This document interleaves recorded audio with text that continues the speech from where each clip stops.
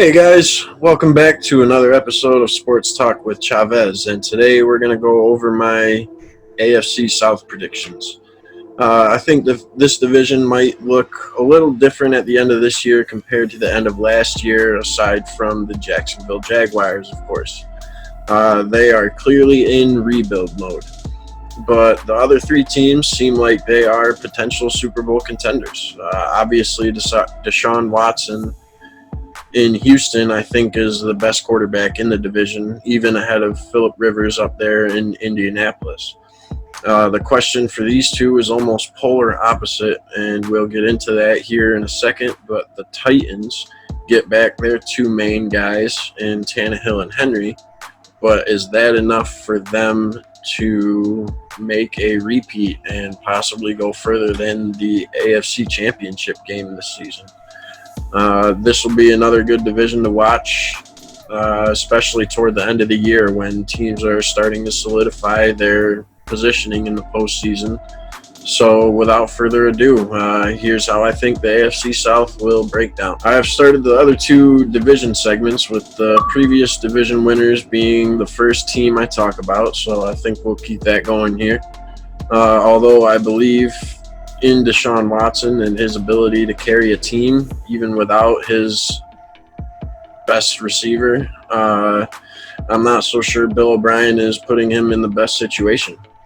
Bill, as a coach, is undoubtedly one of the better minds in the NFL. He's taken his teams to the postseason more times than not, and not always the best teams either.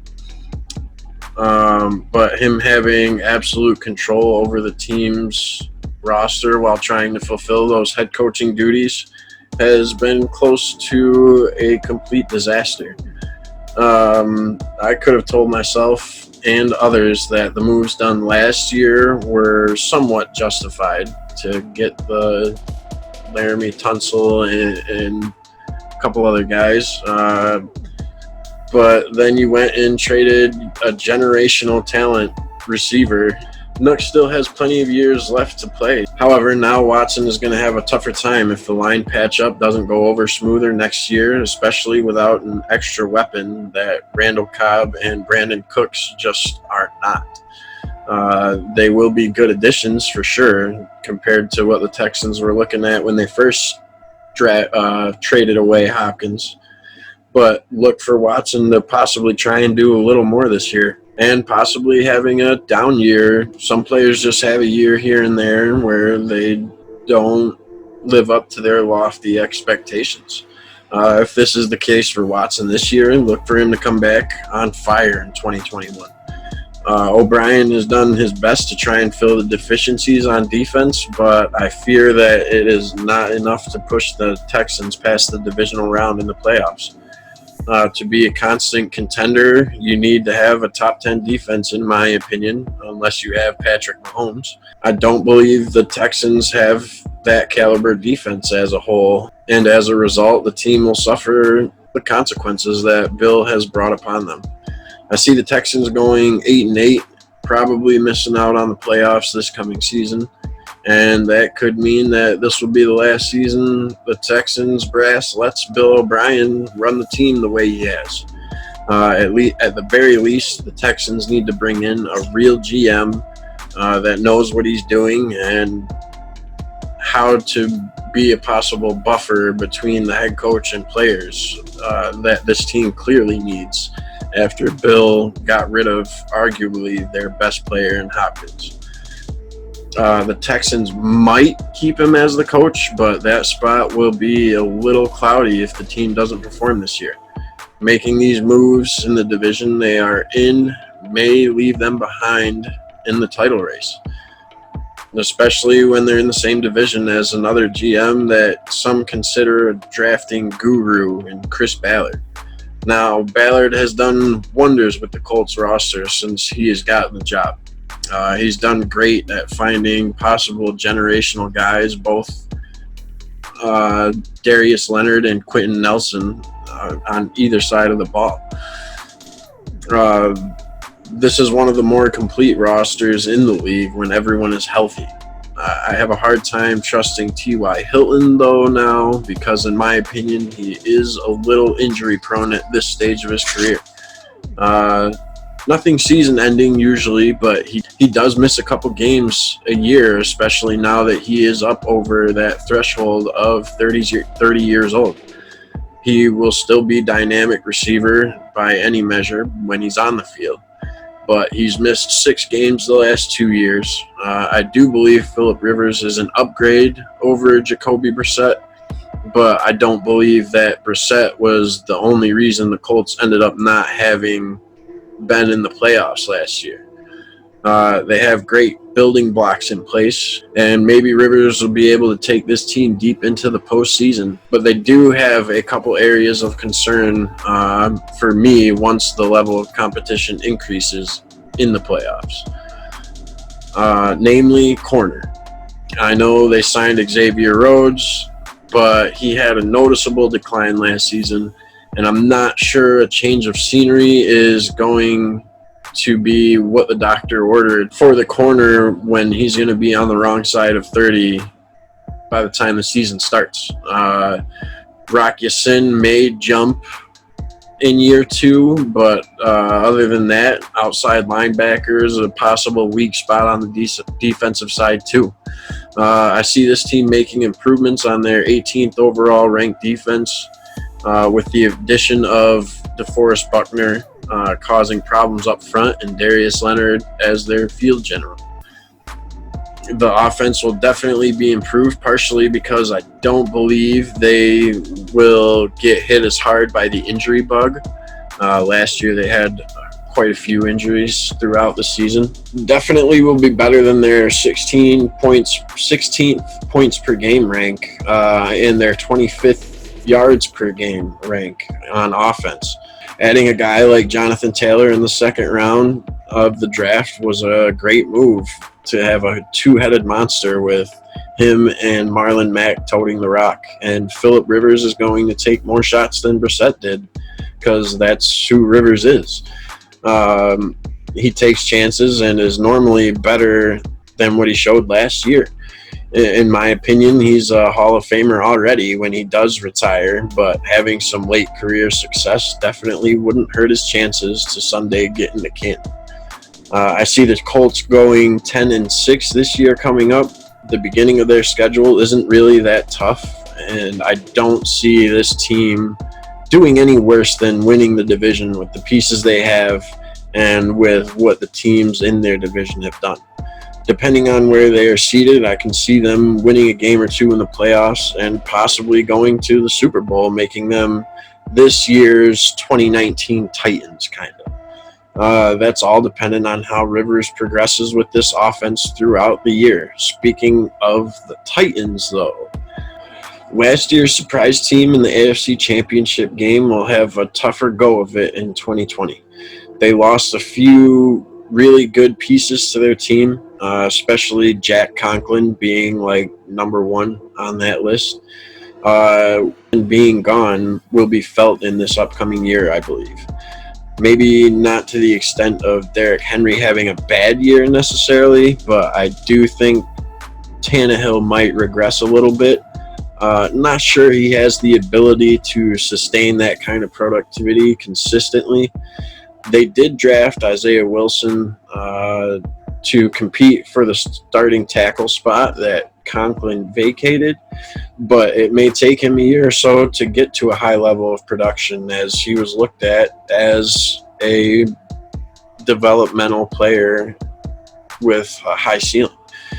I like A.J. Brown. They finally hit on a receiver through the draft that I believe will continue to improve and will be a great number 1 receiver. And if they can keep Corey Davis as a complimentary number 2, this tandem could be lethal for years to come. The Titans have done a good job of bringing Henry's usage up as the season progresses, instead of tiring the back out early on in the season with a heavy workload. Which is a great tactic, and I think it'll work again for them this year, but they need a backup plan just in case something ever happens to the Rush King and he can't go for a period of time.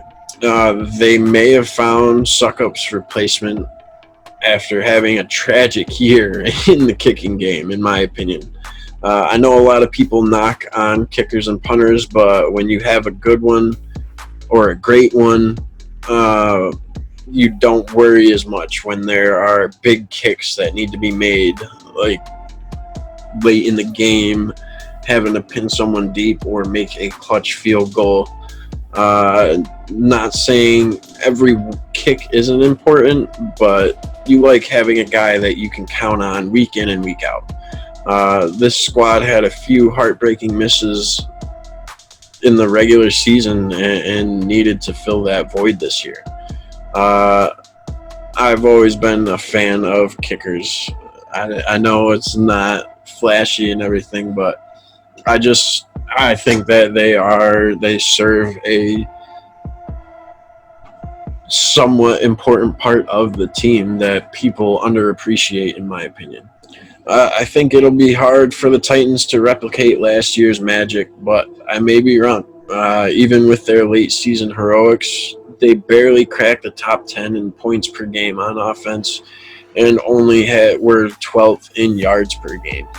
And Tannehill did start 12 games. It's not like he just came in 8 games or something like that, you know.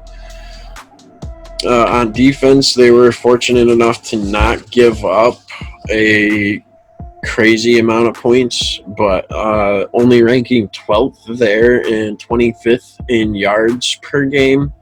I think they got lucky with their matchups in the playoffs. They still deserve to win, but they matched up well with the Patriots and the Ravens. I think with a weird offseason and a bit of a stronger strength of schedule, the Titans end up going 7-9 this year, and Vrabel would be on the hot seat after this season. Even though he just got them to the AFC Championship game last season, the rest of his time in Tennessee has been a little underwhelming. Now, this leads us to the barely hanging on in there Jaguars. This franchise is slowly but surely falling apart completely. No one wants to go there, and the players that they do have, they want to leave. Maybe not all of them, but some of them very much so want out of town. The decision to sign Foles to a big deal only to trade him away the very next offseason is all but fitting for this franchise. The highlight of their year was the underdog story of Gardner Minshew, and I love an underdog story, and I feel for Gardner Minshew. I like his story and the Minshew mania that ensued it. Don't get me wrong, I enjoyed that show as much as anyone else, but is Minshew mania really going to be the long-term answer for the Jags? I personally don't think so. Like I said, I'm rooting for the kid, but with where he's at and his ability, I'm not banking on him being like a Pro Bowler or anything. They are seemingly giving up on this upcoming season in some people's eyes. I don't believe Doug Marrone would purposely tank for anything, having watched him coach in Buffalo and then take off on us the first chance he got. I do not understand at this point why the Jags have kept him this long, to be completely honest with you, though. I know they wanted and needed Tom Coughlin out of the building because he caused a lot of friction, but he can't be the reason the team hasn't been winning games. That falls on the shoulders of the head coach, and Marrone just hasn't cut it since their AFC Championship appearance. They have drafted decent, trying to fill the voids that have been left by the players that got themselves shipped out of town or the ones that just left. The Jaguars have a lot of dead cap and a lot of young players on their roster now. They will be on the right path once they get rid of Marrone at the end of another disappointing season. Quite possibly during the season if the Jags do bad enough, which I project that they will. I do like the young guys that they have, DJ Chark, Leonard Fournette, Josh Allen, to name a few, as building blocks for the future. However, the rest of this roster will tell in time if the draft picks they accumulated will work out. This year will be to see who is staying for the future, just like the Dolphins did last year. I have the Jaguars procuring the number 1 pick. I'm projecting at as of right now for in 2021. Most likely going 1-15. I just don't see them being remotely relative this season, with them shipping everyone out of town and only adding a couple of pieces to fill the voids. I like the draft picks, but again, these guys will take time to come into their own in the NFL. Look for the new regime in Jacksonville to have a good supply of young talent, probably starting in 2021. So I have a little change up with the AFC South this year coming up. The team that finished 3rd in 2019 takes the division crown at 10-6, and I think the Colts could cause some problems in the playoffs as well. The team that won the division last year coming in at 2nd, but probably missing the playoffs this year entirely at 8-8. The Texans may very well be looking for a new coach and or GM in 2021. Last year's Cinderella team coming back down to earth from their lofty numbers a season ago and going 7-9, with Vrabel possibly being on the hot seat in 2021 for the Titans. Then finishing with only 1 win, going 1-15 in my opinion. The Jaguars very well may be drafting Trevor Lawrence next year if Gardner Minshew can't will this team to a 500 record. Well, those are my AFC South predictions, guys. Let me know what you think. Seriously, give me your thoughts in the comment section below.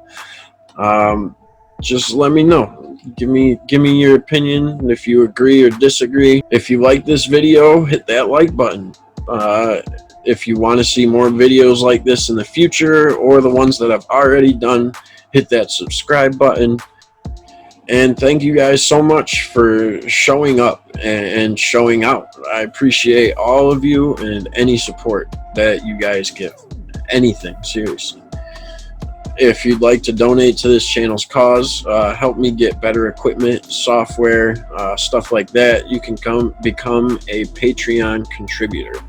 That, along with my social media links, will be in the description below. Thank you guys again so much, and have a great day.